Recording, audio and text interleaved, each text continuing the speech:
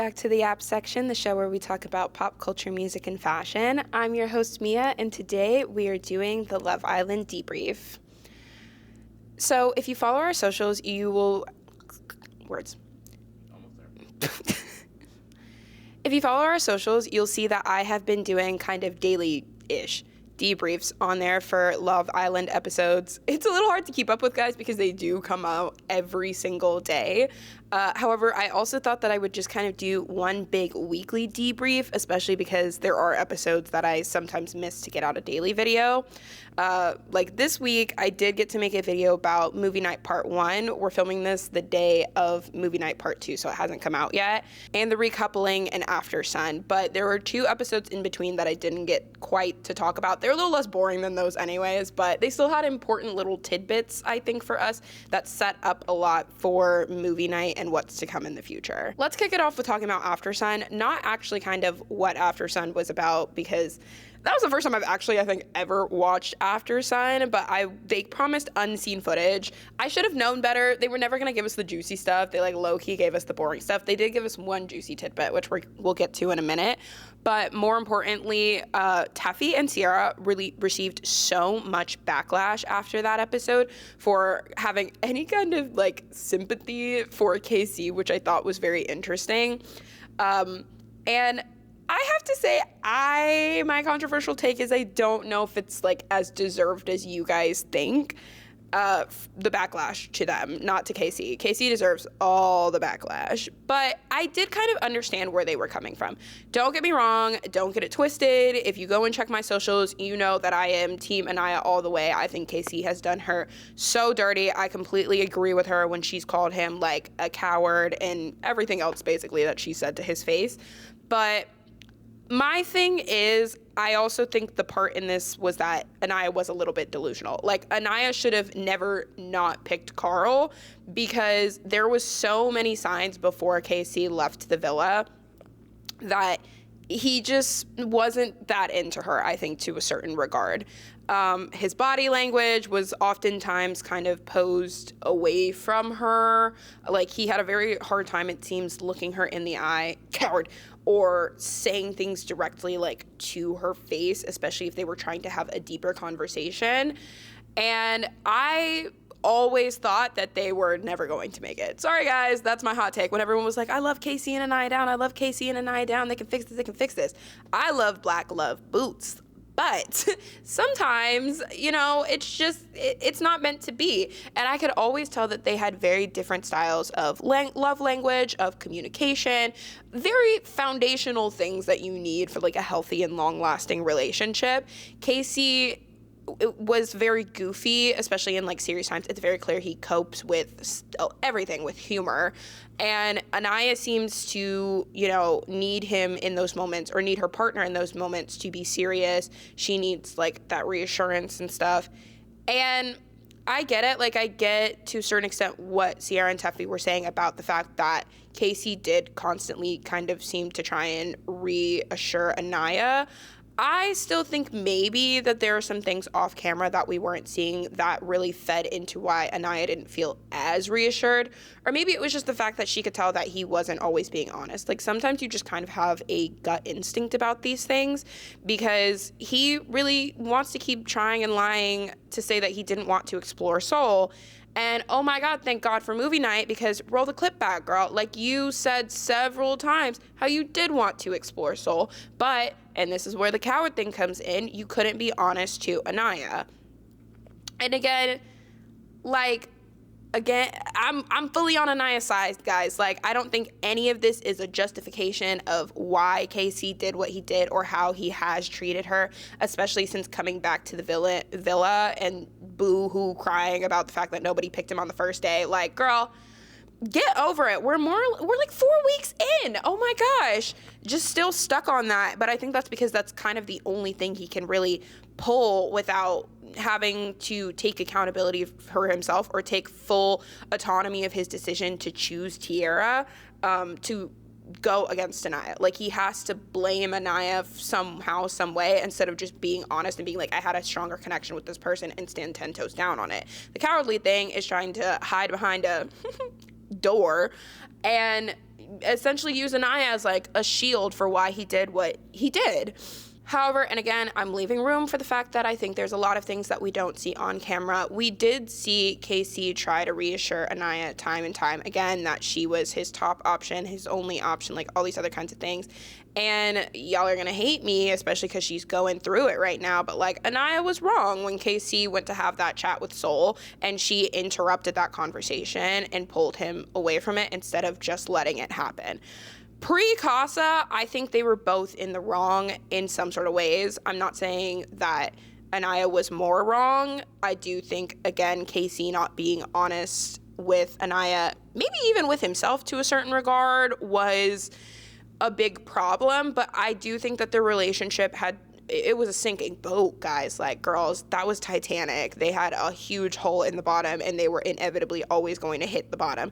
It didn't matter if Casey still came back single from Casa. That relationship was never going to last. It just wasn't. And now Casey's mask has slipped off a lot more, and we see that. What I take away from a lot of his problems being with Annayia about the fact that she wouldn't hop on it, low-key. Listen, he is wrong. It's very clear that he wanted like a more promiscuous partner, and he was very jealous of what the other people were doing in the villa. What I kind of heard more so in all the comments about Annayia not being very like promiscuous or all these other kinds of things was that, one, you're a bum to a certain extent. Like, I don't think that opinion is wrong, but also I think Casey's love language is heavily touch. And I don't think that is Annayya's. I think Annayia is more like words of affirmation, maybe acts of service. I think really words of affirmation, because seeing how she moves with Carl, who seems to be more words of affirmation based in how he talks to her and reassures her and all these other kinds of things, she seems to be much more aligned with that than whatever the hell Casey was doing. And again, this isn't to put any blame on Annayia. Casey is wrong in so many different ways. Like, guys, please don't jump me the way that y'all jumped Teffy and Sierra. But I am saying that I do understand to a certain extent where they were coming from in some of their comments that they were making about the couple. It just feels ill-timed to the audience because everybody is on the Casey hate train right now. We have been watching her do her so dirty that how could you possibly sympathize or explain any of his like behavior, see his side at all? Because the internet loves to paint things in black and white, and like, sorry guys, that's just not how it works. I mean, it is black and white that Casey is a crappy guy, but some of the other stuff a little less black and white. So for our next episode, we got a great little treat, which was Megan Thee Stallion back in the villa. And you know what? I think it's very funny that they brought her in because this was never going to be a unbiased host. Like, I can see that Ariana tries very hard to be unbiased. I think to a certain degree, Tuffy and Sierra try very hard to be unbiased. Megan just went through one of the most heart-wrenching breakups in her life. She is full Tina Snow man-hater right now. She was not letting those boys up. She had their foot on their necks. She was hyping the girls up. She was like, yes, get it. Okay, sorry. If you guys know the reference, elite. But she clocked them boys real hard, and you saw Casey's heart jump to his when he was like, how was I disrespectful? She said, you don't remember nothing that happened in Casa? Ooh. And in that moment, Casey remembered there are, in fact, cameras in that villa. In fact, it kind of felt like that subtle foreshadowing trend, but then, like, fast forward it, go to that clip, and then go to the clip of him at movie night and watching everything that he had done and said, all the disrespectful shit he'd done and said, roll back on tape. Yes. But Megan really had all the smoke for the boys. You know, you could tell she wasn't fucking with Corbin. She wasn't messing with Casey. She wasn't messing with Sincere. She was like, I've been watching y'all and y'all ain't. And with Corbin, it was funny too, you know, because he got out first in the challenge, and he was trying to put it on a little for Megan. He was like, you don't like my stuff, Megan? And she was like, pardon me to like your stuff. Your girl like your stuff. I don't have to like your stuff, because she don't like your stuff, Corbin, because you ain't sorry. So she comes in, and that was like a fun episode. Honestly, that episode and the one after were very minimal, I think, in like the drama and what was going on. But of course, we did have Amora and Carl come back from that episode, and I think it was like very interesting to see Amora talk to Melanie and Sincere because low-key, guys, she said a whole bunch of nothing burger. And I do have to wonder to a certain extent if the producers tell like the bombshells and the Casa people that they're not allowed to explicitly say to the Islanders what happened. Because both Amora and Corey have gone to Melanie and been like, you don't think he's the man that you think he is. But then they never give specifics, and they could give specifics. They've been watching this entire time. So I wonder if there's almost like a little NDA clause there of you can't say exactly what you have been watching on the screen. Even when Corey kind of said it, he almost looked like he had said too much. Like he knew he was going to maybe kind of get in trouble. I know all the boys too, or like the boys on After Sun mentioned that they had tried to tell Melanie again and again that like Sincere was not being honest, that he wasn't the man that she thought he was. But like I wonder if she never listened because they couldn't give examples. But I love Amora back in the villa. Like, low-key, guys, I know she said she didn't want to be a side character in the Melanie and Sincere show, but I haven't really seen her talk to anybody in the last few episodes, and I do wonder if she kind of just came back to get her lick back at Sincere, because she did seem unhappy on After Sun with how everything had played out, and the fact that she had been very, she had felt kind of led on. I thought it was so crazy. The clip they revealed in After Sun that, oh my God, I saw it for the preview tonight, thank God they put it in, is when Sincere said to her, if this had been longer, like, you would have been the one. That's so insane. That would have messed me up so bad in the head if he had said that to me. I think personally, she just saw it as another like manipulation tactic. Thank God, like, my girls are waking up. And even her on movie night, she was just kind of la-di-da smiling through the whole Sincere thing, seeing that he was finally getting revealed for being the villain that he was in the villa. Before we get too deep into movie night, though, first I want to celebrate Brinity is officially official boyfriend and girlfriend. And to all the people saying that they don't think that they'll make it outside of the villa, I just like heavily disagree. Because my thing is, Brinity is going to be walking out into some borderline, if not actual, Nicolandria level fame. And so I think a lot of the problems that they would have with their age gap, like kind of, being at different stages in life, especially monetarily and with like financial stability, are going to be kind of mitigated by the fact that they're going to have brand deals coming out the butt. Like, I think having that financial stability and security will kind of help insulate them a little bit from a lot of the problems that maybe a traditional age gap couple would have. I don't know. Do I know if they're forever, guys? No, but I think they'll at least last a year or two. Maybe it'll be like a right person, wrong time kind of couple. I really don't know, but I hope they make it. They seem so in love. Like, guys, Bryce is in love. Like, he's borderline in love. I love the little conversation where Zach was like, are you in love with her, basically?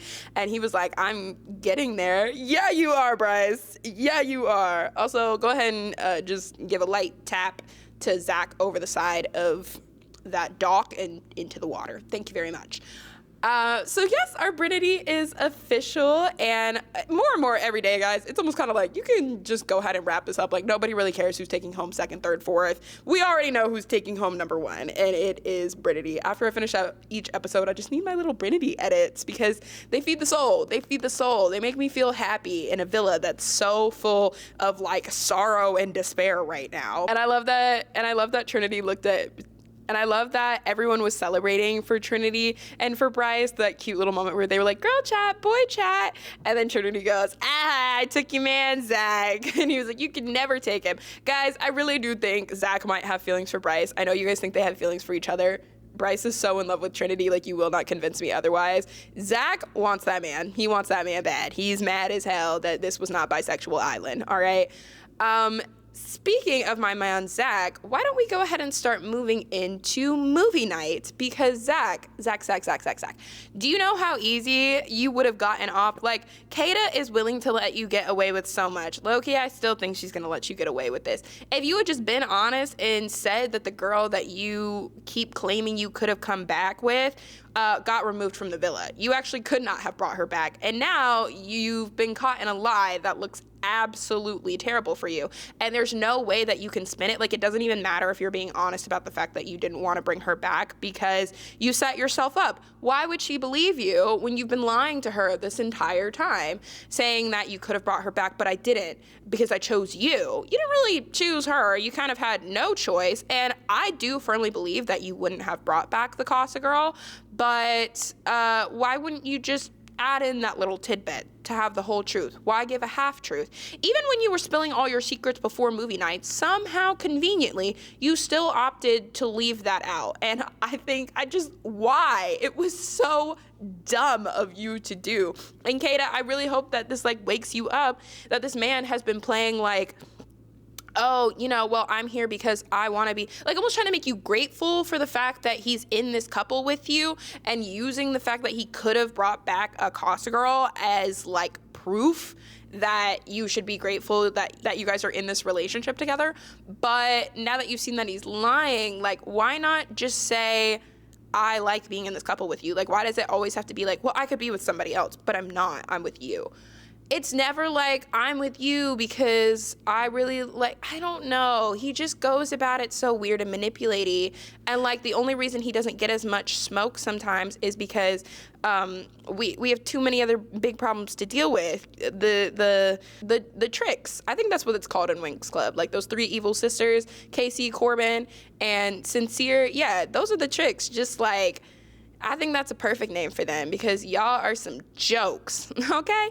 And we got to see that on movie night. And I think it's so interesting how the boys are almost like they have this narrative in their head that the girls are so angry at them for exploring, and they refuse to hear anything outside of that narrative, no matter when the girls keep presenting them with the actual narrative, which is that we are not mad at you for exploring, we are mad at you for doing it in a disrespectful way. And I know that the bounds of like respectful and disrespectful get very blurred within Love Island because this is a very specific context of dating. Like, what is kissing outside of your couple respectful or disrespectful if you were honest about it, like that kind of thing. But I'm going to go ahead and tell you in the context of anywhere in the world, including the Love Island villa, putting down the women that you claim to care about to uplift the women that you're now pursuing definitely is disrespectful. And it was even crazier to see Sincere, like, I don't even know why this man spoke. He should have sat quietly in his place, just knowing that his judgment day was coming, as like Bryce said. But he wanted to say to Annayia, he was like, you guys did the same exact thing. He just did it more disrespectfully. Honey, the point is slapping you across the face and you're still missing it. Like, I'm so confused. And the girls were like, did you not just say, do you see how, what's not clicking, Steven? Like, yes, that's the whole, because he did it more disrespectfully. Do we see that part of like the argument? That's where I am confused. So I'm like, if you can say the sentence that they have been saying, why is it not going through the lobes of your brain and like making sense up there? And I said this on the like shorter videos, and I'll say it again. Some of these Islanders do need to learn to take like a back seat and everything, because sometimes you have to let the people who it's actually about talk about it. Because you keep having these discussions between Casey and Annayia, but how much are we actually hearing Casey or Annayia? Because everybody at the fire pit just starts shouting and yelling and screaming, and suddenly no one can hear anything except shouting and yelling and screaming. It's like the Charlie Brown wah, wah, wah, wah, wah, wah, wah. Like, that's almost what it sounds like, because you can't make out what anybody is saying because everybody's yelling. And like, just give Annayia a chance to yell, or give Casey a chance to yell. Like, you guys have to allow discussion to happen sometimes, because otherwise, what are we doing? What's the point of even saying all this except just to scream at each other? I mean, not that I think it would help. That whole conversation with Casey and Annayia, with Casey trying to clear the air, was like actually insane to me. Pulling her for a chat and then making her go first. And this is why people say that you're cowardly. Like, why wouldn't you just say what you had to get off your chest? You're like, well, I'm going to let you go first and get whatever you have to say off the chest. And this is, again, where I feel like some of the victim mentality comes in, because I feel like he wanted her to attack her attack him so that he could pull back and be like, oh, well, see how you're attacking me? Because why wouldn't you just go sit down and be like, hey, like, you know, what happened last night was rough. I'm sorry that it went down that way.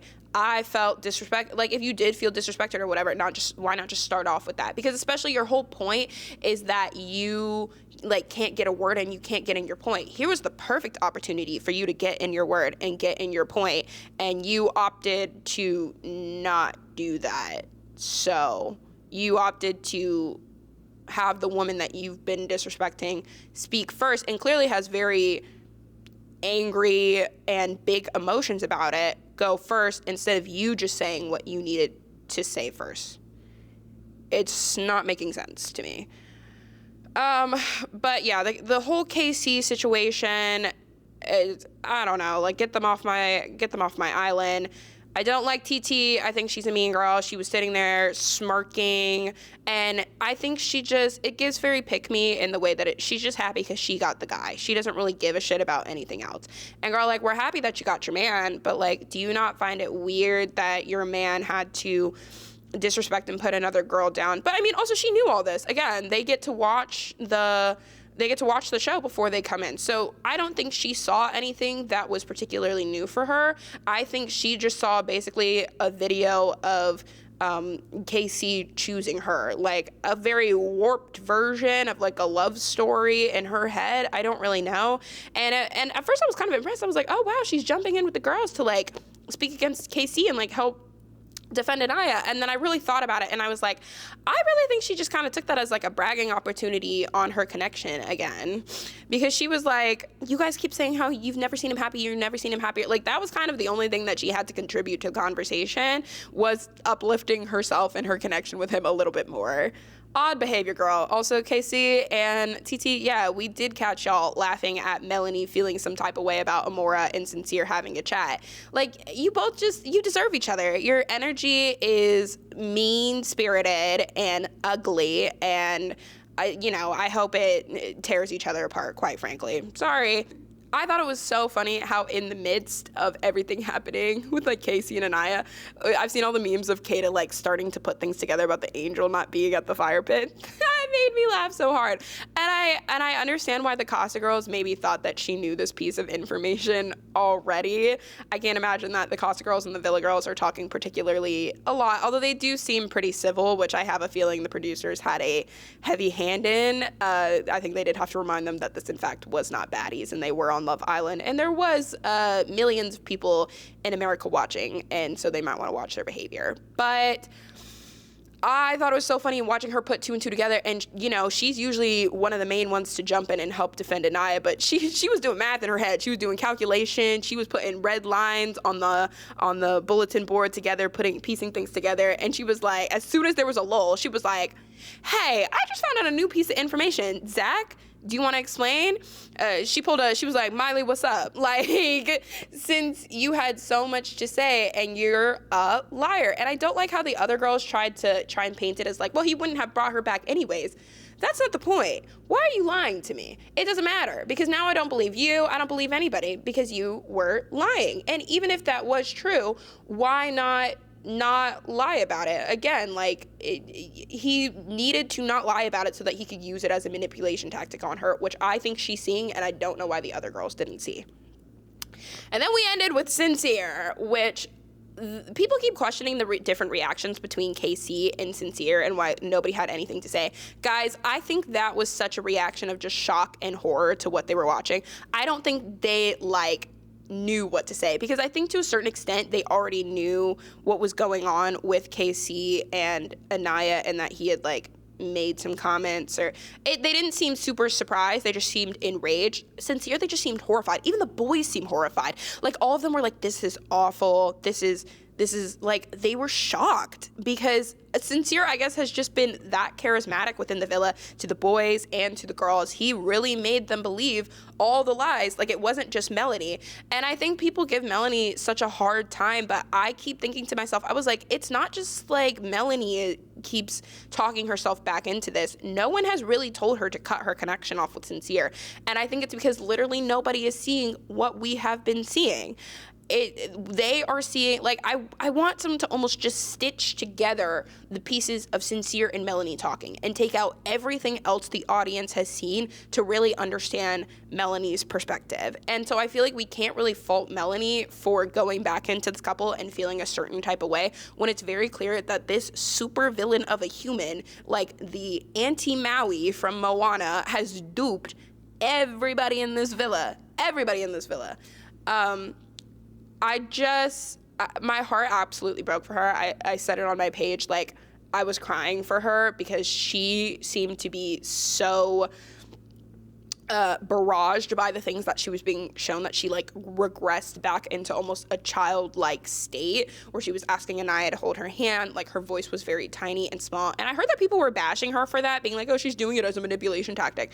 If you had everything that, like, all the crappy things, whether about the ones that you've known and the ones that you haven't, thrown into your face at once, would you not too also, like, maybe have an adverse reaction to that? I don't know what reaction they did want her to have. Maybe the one that she's going to have in tonight's episode, which is screaming at him, saying that he's made her look like an idiot. Like, genuinely, I want one of those guys to push him into the pool and then hold his head underneath there.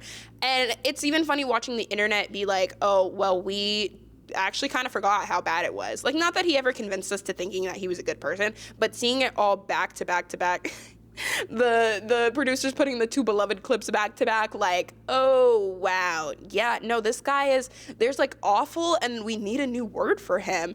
And it's weird because he's so self-aware about it. He's like, I tell half-truths. Actually, baby, I don't think you tell any truths. And I wonder if your parents are sitting there at home wondering if they should burn your birth certificate and remake a new one from sincere to insincere or liar or manipulator or literally anything else, because you do not deserve that name in the slightest. I'm both terrified and excited to see what happens for tonight's movie night, because I feel so bad for these girls. Like, again, it's one thing to hear about or think about or imagine all these things that these bad things that these men have been doing or saying to you, about you, but it is another thing to ultimately have it be essentially thrown in your face and have it just, like, experience that kind of trauma on national television and, you know, put out there for viewers' amusement. So I'm really feeling for my girls. Loki, I'm feeling for my boys too. It looks like Kenzie's clips will also be tonight, and I have a feeling, not Corbin, Caleb will also be having some things thrown in his face. This is why I could never go on a reality TV show, guys. Like, what do you mean my pain is your amusement? Yikes.